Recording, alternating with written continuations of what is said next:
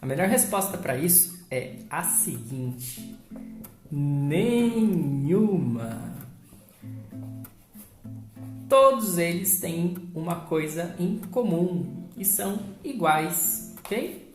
Todos eles são derivações desse cara aqui. Todos eles são derivações do do. Para a gente entender isso, a gente precisa entender dois conceitos iniciais. Primeiro, a gente precisa saber o que são os verbos de ação. E a gente precisa saber quais são os tipos de não que existem no inglês, ok?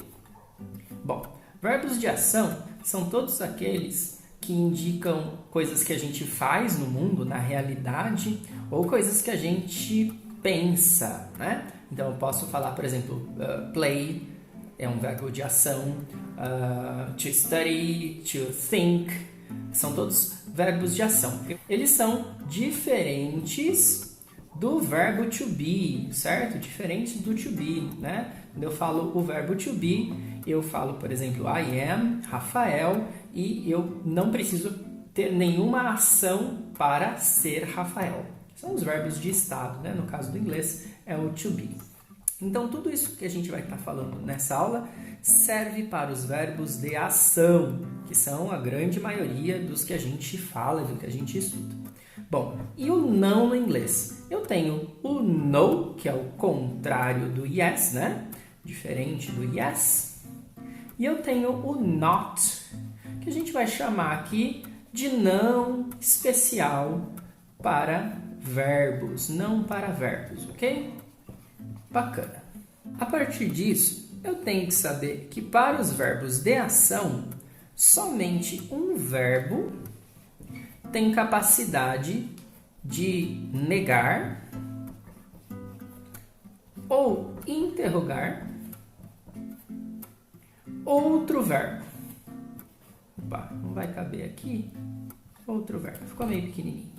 Bom, então, no inglês, se eu tiver um verbo, eu preciso de outro verbo para negar e interrogar. Bom, e aí, nesse momento que entra o nosso amigo do. Porque a gente sempre fala, né, o do é um verbo auxiliar. Mas o que é um verbo auxiliar? Ele é auxiliar justamente porque ele ajuda outro verbo a se tornar negativa e interrogativa. Por isso que ele chama verbo auxiliar. Então agora vamos entender como é que esse do vira esses outros caras, posto que a gente falou que todos eles são iguais, né? Todos eles são a mesma coisa. Bom, vamos começar fazendo o trabalho com o do. Eu vou usar essa ideia aqui, ó. I play. Legal. I play em inglês significa eu jogo. I play. Oh, beleza, não tem problema algum. Eu estou aqui numa frase afirmativa. Legal. Estou afirmando. I play. Eu jogo, não importa o que, né? Vamos deixar aqui só esse comecinho da nossa frase. Como é que eu vou fazer a negativa? Bom, primeiro a gente já entendeu que se esse cara é um verbo, né, o verbo jogar, eu vou precisar chamar a ajuda do meu verbo auxiliar. Eu vou precisar chamar a ajuda do. Legal. Mas o do, ele tem força suficiente para negar, porque ele também é um verbo. Ele é um verbo auxiliar. Além de ser um verbo normal também. Já eu conto isso para vocês. Aqui, ele tem força para negar o play, mas ele não vai fazer isso sozinho. Ele precisa do não especial para verbos. Afinal de contas, o play é um verbo. Então, eu tenho aqui I do not play, que geralmente a gente emenda esses dois aqui do meio e falamos I don't play. E agora, eu construí a minha frase na forma negativa. I do not play é igual I don't play. Ambos na negativa e na afirmativa antes aqui eu tinha I play, né? Esquecendo esse cara aqui, I play, eu estou na afirmativa. Bom, agora se eu pegar e transformar essa frase aqui, continuar no presente, mas transformar ela para terceira pessoa, third person, o que é a terceira pessoa?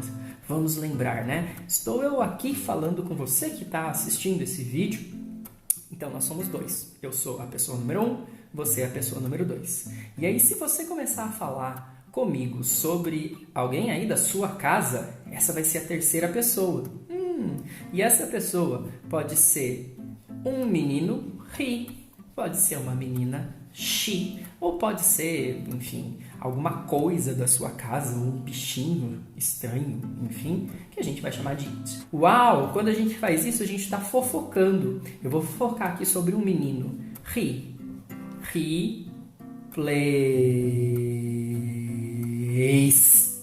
Opa! Esse S aqui, a gente coloca no finalzinho do verbo quando a gente estiver fofocando. Quando eu estiver falando com você sobre uma outra pessoa que não necessariamente está ouvindo a nossa conversa. Então, para marcar essa fofoca, eu coloco um S aqui.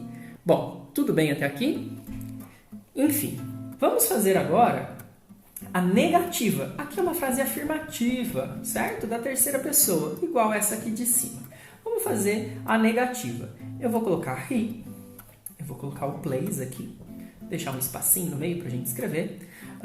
E vou agora fazer o seguinte, tá? Eu vou chamar a ajuda do do, porque plays continua sendo um verbo que precisa da força de outro verbo para ser negado. Eu vou chamar o not do mesmo jeito que foi chamado aqui, eu chamo ele aqui de novo.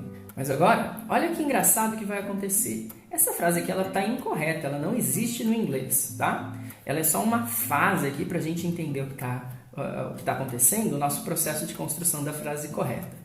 O que vai acontecer é que esse do, ele não tem força suficiente para negar esse play, porque esse play aqui é um play da terceira pessoa, tem esse S aqui.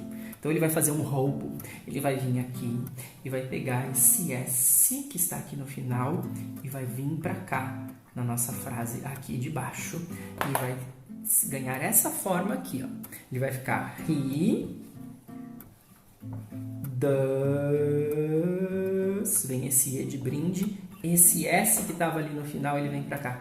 He does not play. E agora o S que estava aqui, ele veio para cá, então não vai ter mais nada aqui. He does not play, que a gente pode escrever dessa forma abreviada. He doesn't play. Ok? Bom, então aqui apareceu o does na minha frase e ele veio do do. Olha, estamos começando a entender por que eles são as mesmas coisas. Agora vamos falar um pouquinho sobre o did. Da onde é que ele vai surgir?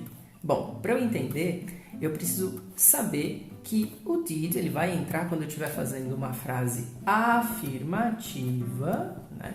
Enfim, partindo de uma frase afirmativa, porém no tempo passado no inglês. E o tempo passado, vocês vão se lembrar, ele tem tudo a ver com essa letrinha aqui. Vem um E de brinde aqui no caso, mas ele vai ser marcado por um D na maioria dos verbos da língua inglesa. Vai terminar com D. Então eu posso falar I play, é presente. I played, é passado. Eu jogo, eu joguei quando eu tenho ED. Isso também vai servir para o she, para o he, para o it. She played, he played, it played e assim sucessivamente. Bom, então aqui eu tenho uma frase afirmativa no passado. Vamos fazer agora ela uma negativa também no passado. E vocês vão ver que aparece o did, mas ele também vai ser originado do do. Eu vou copiar aqui embaixo para a gente entender. I played, ok? I play it. Vou pôr aqui o D, que é a marca do passado, com essa cor diferente aqui em vermelho. Legal. I played, eu preciso ir para negativa, né? Eu preciso ir para negativa, eu vou precisar da ajuda do do, ok? Eu vou chamar a ajuda do não especial para verbos, que é o not. E eu tenho I do not play it. Isso aqui não existe na língua inglesa, isso aqui está errado, é só para a gente entender o que vai acontecer na linha de baixo. Olha o que vai acontecer aqui. O do, lembra que ele tinha roubado o S do final do verbo? Ele vai fazer o mesmo roubo com o D. Ele sai daqui, vem, rouba o D que está aqui e volta aqui para baixo, adivinhem como? Ele vai voltar aqui para baixo como did, ok? Então esse D que tem aqui no did é o D que foi roubado do verbo. É esse D que me indica que essa frase toda está no passado. O resto eu vou copiar do jeitinho que tá. Ah, o Ezinho vai embora, né? Ele veio de brinde, ele vai embora de brinde também. I did not play. Eu vou juntar esses dois aqui e eu tenho I didn't play como a frase comum utilizando o did. Bom, então a gente entendeu que o do, ok? Quando não rouba nada, ele apenas chama a ajuda do not e vai virar o don't para fazer a negativa. O do, quando rouba um S, ele vai contar com a ajuda do not, ok? E vai virar o doesn't para fazer a negativa. E o do, quando rouba um D, ele continua contando com a ajuda do not e vai virar o didn't para fazer a negativa, porém agora no passado. Bom, se lembra que eu falei que o do ele é um verbo e ele também é o verbo auxiliar? Olha que legal isso aqui, gente. Se eu falar I do, eu estou falando eu faço. Em inglês, I do, eu faço, ok? Bom, então se eu vou fazer a negativa disso, eu vou precisar do quê? Bom, da ajuda do, que a gente já entendeu, e vou precisar do não especial para verbo. E o outro do, esse cara aqui, né, continua aqui. Então eu tenho I do not do. Ok, I do not do significa eu não faço. Eu não faço. Então, a própria negativa do precisa de um outro do para negá-lo. I don't do. Isso é uma curiosidade. Bom, e tem uma questão importante que é a respeito do passado. Tem alguns verbos que não terminam em D.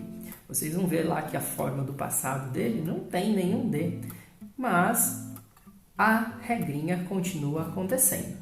Se eu falar, por exemplo, I went é o passado do verbo to go. I go, no passado fica I went. Eu vou, I go.